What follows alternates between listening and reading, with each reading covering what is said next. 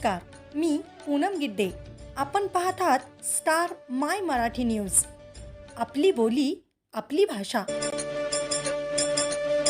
पृष्ठ क्रमांक 87 गेल्या अनेक वर्षांपासून महाराष्ट्रातील रामोसी समाजाची मागणी आहे की रामोसी समाजामध्ये जर काय परिवर्तन राज्य सरकारच्या माध्यमातून करायचं असेल, त्यांना काही योजना द्यायच्या असतील, विद्यार्थ्यांच्या बाबतीत असतील, रामोसी वस्तीमध्ये असेल, महिलांच्या बाबतीमध्ये असेल, युवकांच्या बाबतीमध्ये असेल, तर आद्य क्रांतीवीर राजे उमाजी नाईक महामंडळाची घोषणा सरकारनं या अधिवेशनाच्या काळामध्ये करावी अशी मागणी आपल्या माध्यमातून सरकारकडे मी करतोय.